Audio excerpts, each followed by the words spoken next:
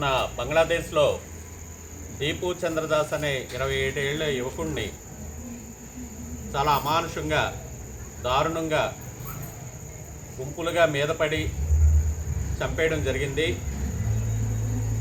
అతన్ని ముందు అసలు చంపడానికి గల కారణం ఏంటంటే, మనకి తెలిసిన మీడియా ద్వారా తెలిసిన మనకి వాస్తవం ఏంటంటే, నిజాలు పూర్తిగా మనకి తెలిసిన ఇన్ఫర్మేషన్ మేరకు ఆ వ్యక్తి అన్ని దేవుళ్ళు ఒకటే కదా, దేవుళ్ళ మధ్య విభేదాలు ఎందుకు, దేవుళ్ళంతా ఒకటే, మీ దేవుడైనా మా దేవుడైనా ఏ దేవుడైనా ఒకటే అనే ఒకే ఒక మాటకి వారి యొక్క మతం యొక్క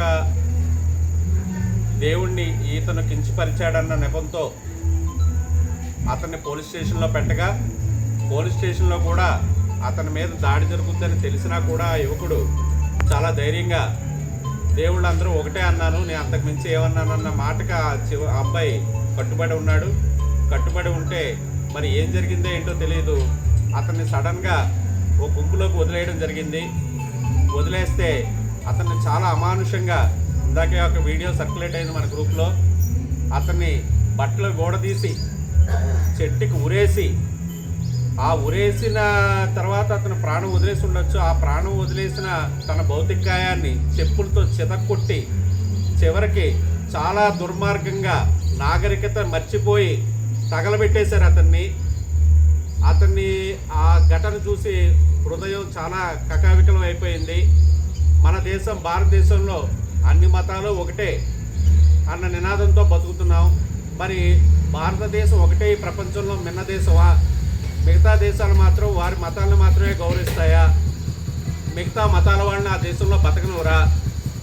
దీన్ని మన భారతదేశ ప్రభుత్వం తీవ్రంగా ఖండించాలి. చాలామంది ఎంపీలు, అంటే నేను పార్టీలకు అతీతంగా మాట్లాడుతున్నాను, చాలామంది ఎంపీలు దీని మీద ఎటువంటి నోరు ఇప్పట్లేదని, దీన్ని ఎటువంటి ఖండించడం చేయడం లేదనేసి చాలామంది హిందువులు బాధపడుతున్నారు.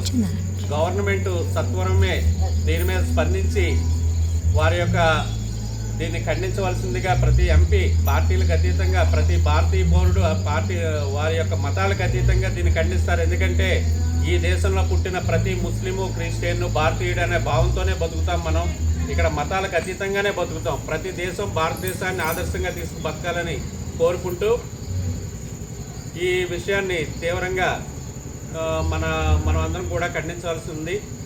మా ఒక పౌరుడిగా బాధ్యతగా మీ అందరం ఖండిస్తున్నాం. మొన్న జరిగిన దీపు చంద్ అనే వ్యక్తి మీద దారుణంగా జరిగిన సంఘటన అమానుషంగా జరిగింది. దీన్ని నేను ఖండిస్తున్నాను. దీన్ని దీని మీద చట్టరీత్యా తీసుకోవాలని కోరుకుంటున్నాను. జై హింద్.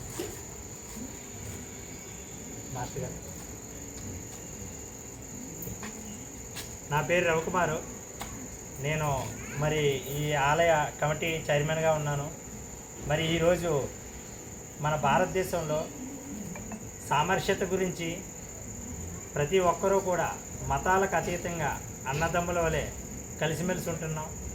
మరి ఈరోజు ఒక హిందువు దేవుళ్ళందరూ సమానమే అన్న ఒక మాటని మతాలకి అతీతంగా ఈ విధంగా ఇంత దారుణంగా, ఇంత క్రూరంగా చంపడం అన్నది చాలా దారుణమైన విషయం. ఒక హిందువుగా నేను దీన్ని తీవ్రంగా ఖండిస్తున్నాను. ఒక హిందువుగా కాదు, ఒక ఆలయ చైర్మన్గా కూడా నేను ఖండిస్తున్నాను. ఎందుకంటే మనందరూ అన్నదమ్ముల వలె కలిసి ఉండాలి. అటువంటిది ఇంత దారుణమైన, ఇంత క్రూరమైన, ఇంత మృగాల్లాగా ఇటువంటి చర్యలు చేపడుతున్నప్పుడు దీని ప్రభావం అక్కడ ఒక్కడే కాదు, ప్రపంచం మొత్తం మీద ఉంటుంది.